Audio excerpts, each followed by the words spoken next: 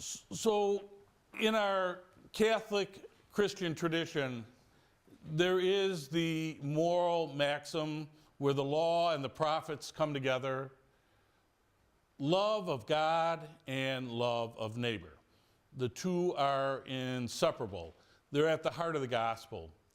There's another moral maxim that is at the heart of the gospel as well, and it's very simple. Do good, avoid evil. Do good, avoid evil. As I read this gospel, I thought of a story that I heard that talks about good and evil. If we're honest, it resides in all of us. Listen to these words. "A fight is going on inside me," said an old man to his son. "It's a terrible fight between two wolves. One wolf is evil. He is anger, envy, sorrow, regret, greed, arrogance, self-pity, guilt, resentment, inferiority, lies, false pride, superiority, and ego. The other wolf is good.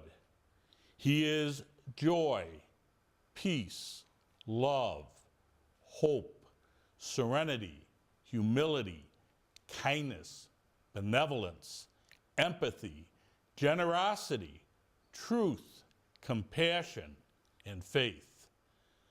The same fight is going on inside each of you."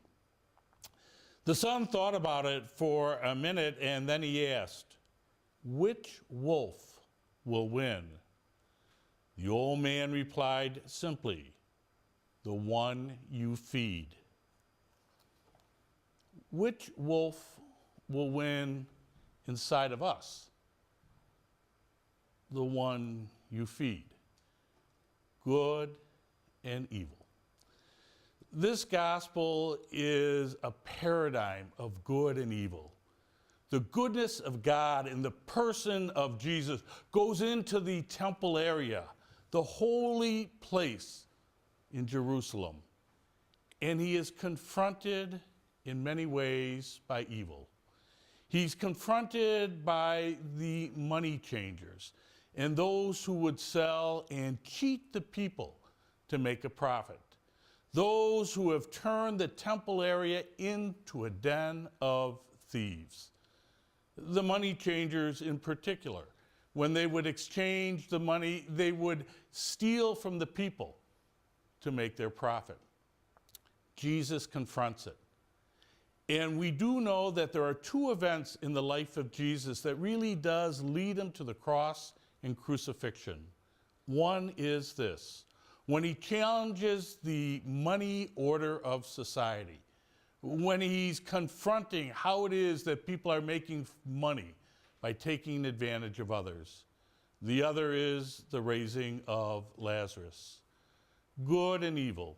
The goodness of Christ, the goodness of Jesus, confronting, not walking away, but confronting evil, calling evil for what it is, cleansing evil from the temple.